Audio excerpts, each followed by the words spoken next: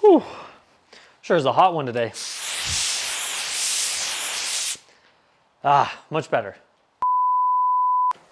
Today we're going to be looking at a gravity-fed spray gun, a more budget-friendly spray gun if you're wanting to learn how to paint.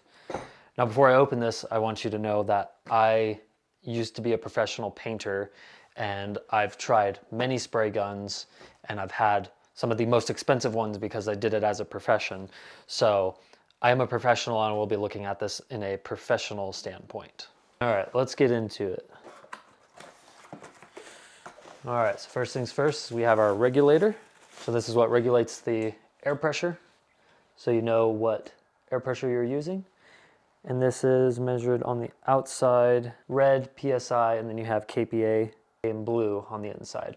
So the way this works, I'm almost certain, so you pull it out and then you can adjust it. When you press it down, it locks it into place. I like these regulators. These are pretty nice. Set that off to the side. Now we have our hopper, you could call it. And let's see. Okay, so this, not a big fan of how this lid sits on here. It's got enough of a pressure fit, but the screw lids are always better. But again, this is a cheaper option, so can't ask for it all. All right, and inside here, have our different tips and caps. So open up one of those. So this is a fluid needle, and this looks like I'm sure this is a 2.0 millimeter, because that needle is very large. It's not even considered a needle. Let's see if I was right here. Oh wow, it's actually a 2.5. Holy cow.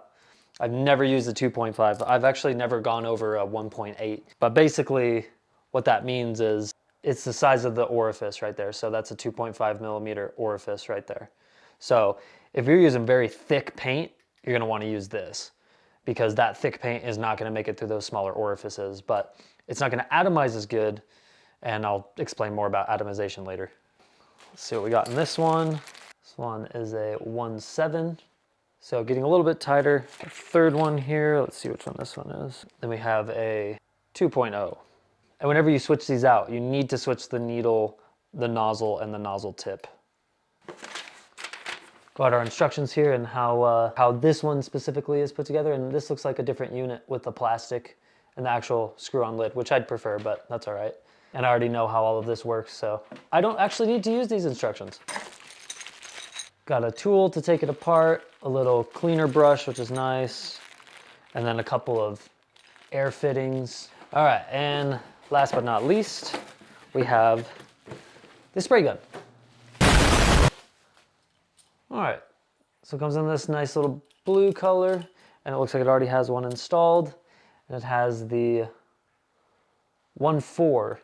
Now, back when I painted, I typically used 1.2s because they atomized better. Now, what atomization is, long story short, it turns the liquid into tiny little balls, and the larger this number, so this is 1.4, and that goes all the way to 2.5 in this. The larger the number, the larger the droplets of balls. So if you're spraying and you want a more consistent, smooth finish, you want this number to be lower. Not too low though. Typically 1.2 is usually the best, 1.4 is still pretty good. And if you're painting at home and learning how to paint, you're not gonna get good results with a 1.2 because you still have to learn. So I think this is a good learning gun. So this basically represents, this is basically a SATA clone. So there's a brand out there, it's SATA, and they have, most of their designs are like this, where they have the spray pattern on the side here. So if you turn this all the way down, the spray pattern will be a ball. And if you turn this all the way to the left, the pattern will be a fan. It'll fan out like that, which is what you want for good spray applications. Take the cap off, and then you got your fluid nozzle. And if you look carefully, when I press the trigger, you can see it opening and hitting the base. So when you open that, fluid comes out, and then air goes through these passageways here and out the sides.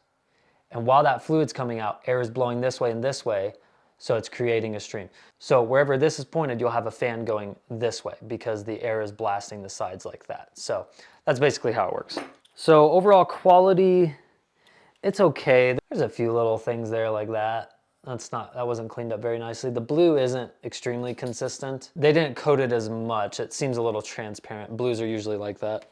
But I mean, this is a cheap gun, so for a starter, as long as it operates, it should be just fine. So the first things first is we have our fluid reservoir here that we just spin on. Now, okay, it doesn't want to fly off like shaking it side to side, but I think if there's liquid in there and I was like really going at it, it could pop this out, but we'll have to test it out and see. Now for the regulator will attach down here.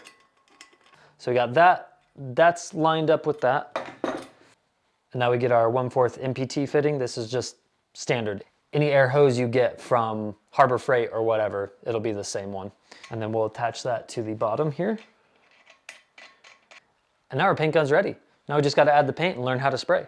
For today's purposes, I will not be using these bigger tips because these are only necessary if you're using very, very, very thick paint and you really want to get it on there. And typically I wouldn't recommend using these, maybe up to the 1.7 at most for primer, because primer's fairly thick and you're going to sand it anyway.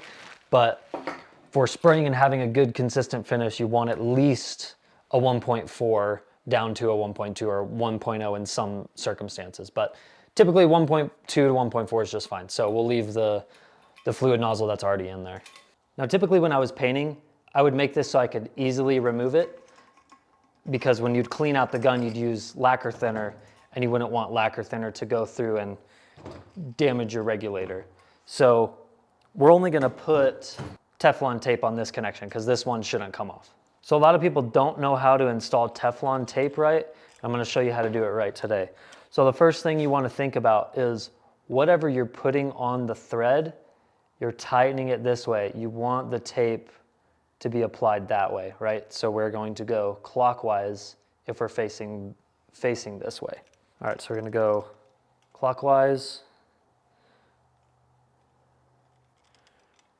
So you hold it down until you get that first rotation. Keep it nice and flat, nice and tight. And then you'll want to twist your hand on it. Make sure that's getting locked into place. Make sure it's not obstructing the hole. And there you go, that's perfectly applied. That's now nice and tight on there and should be sealed with air. So let's go ahead and test this out. I'm gonna spin this on just by hand. And then what I like to do is get it like that and then use the regulator, and then it kind of locks it into place. So one thing you're gonna need is these desiccant filters. So you can see how this is already turning pink a little bit and that's still blue. What this is an air oil separator, and it also dries the air.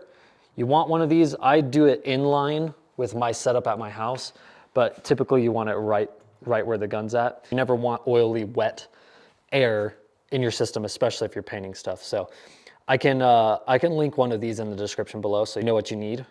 All right, take our hose here. I use this for my other jobs, so I already have it set up. But you can, as long as you have a decent air compressor and a hose, you don't need to get all fancy with it. Pull that out. We're going to tighten it. There we go. So typically when I'm spraying, I'm not spraying anything over 30 PSI. I'm getting close to 28 PSI when I'm clear coating, but when I'm just normal spraying, typically between 22 and 25, depending on what I'm spraying. So we'll just go 25 for now. And then we can click that. I really like that because that'll prevent you from accidentally changing it. There's two functions to this trigger. Lightly gets you air, and then fully down, your fluid starts coming out. So you could see how it opened up there? This little guy adjusts your air, so this needs to be opened up quite a bit for you to get the proper amount of air. When you close this, you get no air, so make sure that that is open. So this adjusts your fan pattern, and this adjusts the amount of fluid that's coming out. This comes backed out already quite a bit. So what I like to do is fully depress the trigger and tighten this until I feel it tighten on the trigger, because this directly correlates to that. So once I start tightening this, I will wait until I start to feel the trigger move forward, and then I know my fluid is exactly where I need it. Keep tightening it, keep tightening it. And now it's moving the trigger. You can see the trigger moving forward. So I'm gonna back it off until I feel that tightness on the trigger. Now it started moving it, and now we're gonna use this. This is a locking nut to lock that down. So now you have your gun set up, and then the fan pattern you have to adjust with spraying a test panel. So let's get a test panel set up. All right, so when I sprayed, I would have some sort of test panel to test my spray pattern before I'd spray a car. You can use cardboard, you can use paper, you can use whatever. So I don't have any paint right now, and I don't want to be spraying paint in my garage. So I'm just going to use water for demonstration purposes and to see how well this spray gun works. All right, we're just going to fill it up with water. All right, now one thing I'm not too thrilled about is this lid. Just kind of sits on there.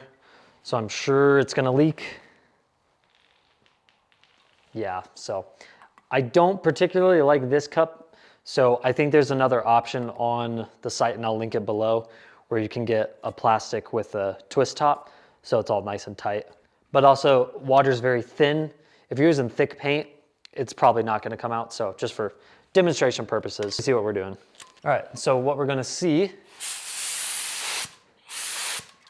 All right, I don't know if you can see that on camera. I think you can. So we got a pretty wide pattern. So now if I tighten that all the way up, you'll see what happens here. Now it's just a ball here. So I got a good pattern. And one way you can test it is you want to spray and hold it. And when you see the runs coming down, I don't know if you could see that. Let me do it right here. It's hard to tell, but when the runs come down evenly, you know you've got a good pattern. So depending on what you're spraying, you'll want to spray like at least a 50-50 overlap. So go here and then there like that. And a lot of rookies, what they do is they'll do this. You don't want to let go of this secondary air portion. You want to keep it. So I'm going, and you can see that fan really well there. So that's how you want to spray. You want to make sure you always have the air on and only pull the trigger back when you're laying the paint down, but don't go,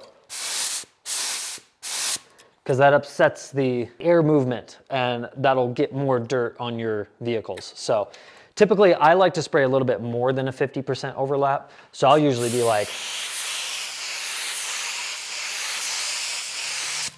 that. And I know it's kind of hard to tell here, but with these you can get a really nice even coat and you can get a very wide spray pattern. See a little bit better what's going on the floor here. See a nice even coverage like that. See when I press hard. There you go. See, that's a nice, good fan pattern right there. Since it's just water, I can actually show you. Spray the whole car. See how nice and even it is?